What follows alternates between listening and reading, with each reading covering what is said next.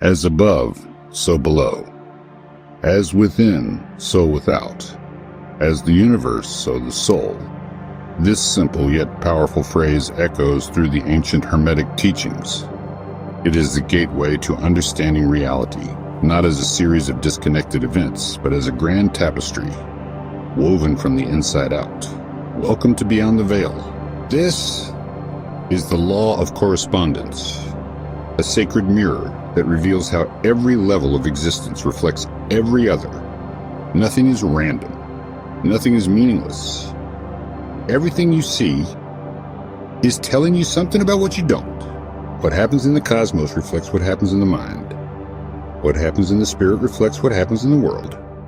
The Law of Correspondence says, there is a pattern to existence, and you are living inside it. But here's the secret. You are also creating it. This law invites us to move beyond appearances, beyond chaos, beyond fear, to understand that what is broken outside is simply echoing something that wants to be healed within. You are not separate from what you experience. You are not simply a passive observer. You are a participant in the rhythm of reality. To understand the law of correspondence is to wake up from the illusion of isolation.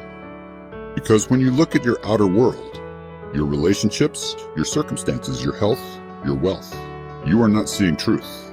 You are seeing a mirror, a perfect reflection of your inner beliefs, wounds, and vibrations. This can be painful at first, to realize that the pain you experience may be rooted in the unresolved parts of you, to see that the rejection, the abandonment, the scarcity might just be a feedback loop of an internal dialogue you've repeated for years. But this is not about blame. This is about power. Because when you understand that your life reflects your inner world, you realize you can change it. The law of correspondence is not punishment. It is pattern. And once you see the pattern, you can rewrite it. Let's go deeper. The law of correspondence teaches that the micro reflects the macro. The structure of an atom mirrors the structure of a solar system. The thoughts in your mind shape the chemical makeup of your body. The fears in your subconscious attract the very situations that confirm them. The chaos in society often mirrors the fragmentation in the individual psyche. This is not coincidence. It is correspondence. It is correspondence. When you feel disconnected from others, it's often because you've disconnected from yourself. When you see conflict in the world, ask yourself where that same war is taking place within your own mind. If you are constantly giving but never receiving, what belief does that reflect? Do you believe you're unworthy of rest, of support, of being loved without conditions? Every imbalance in your external life is mirrored by an imbalance inside you. But here's the beauty. When you begin healing inwardly, your outer world begins to shift. You attract new people, new opportunities, new emotions. Not because the universe randomly decided to bless you, but because you changed the frequency of what you're projecting. Your external life is not fixed. It's fluid. It bends to the architecture of your belief system. Now, the law of correspondence doesn't just apply to your personal life. It also speaks to your connection to the greater whole. You are not just part of the universe. You are the universe expressing itself in human form. You are made of stars. Your breath mirrors the tides. Your heartbeat echoes the pulse of the earth. What happens on a cosmic scale reflects what happens on a cellular scale. The expansion of galaxies mirrors the expansion of consciousness. The collapse of stars mirrors the death of ego before spiritual rebirth. The seasons mirror your emotional cycles, blooming, releasing, renewing, growing. The more in tune you become with these rhythms, the more in flow your life becomes. When you're out of sync with nature, with your soul, with your purpose, you experience friction.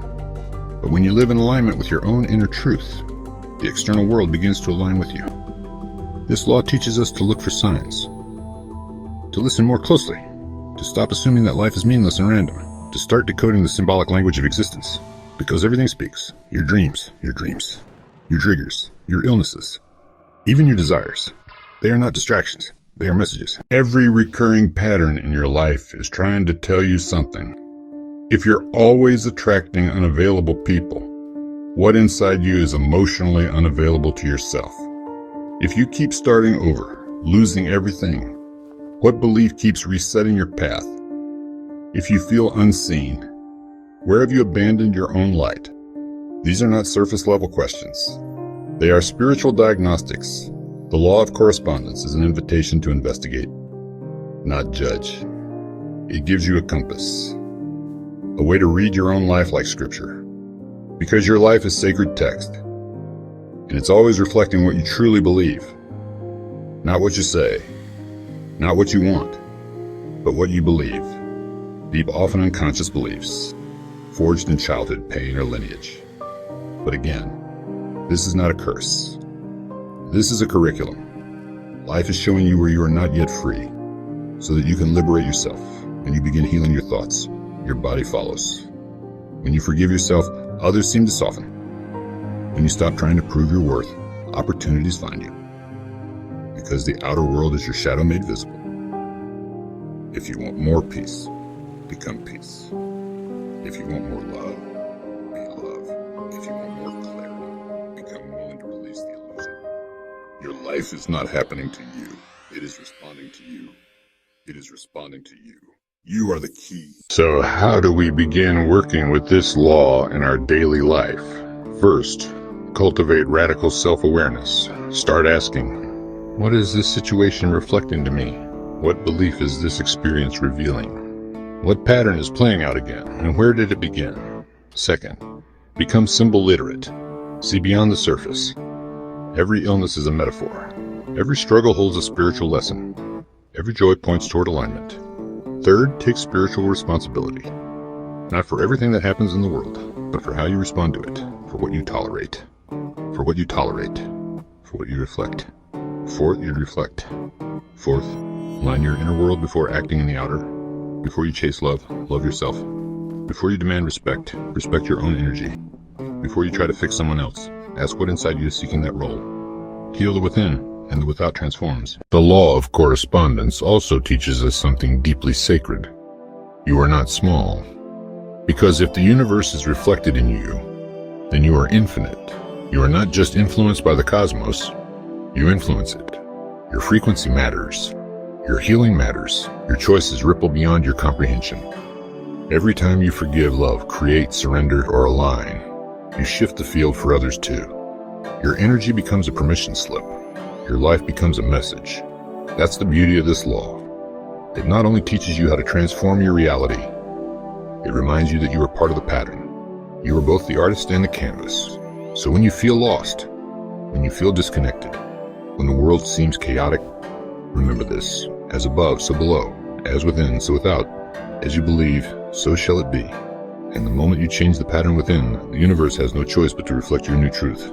You are not separate. You are not separate. You are not broken.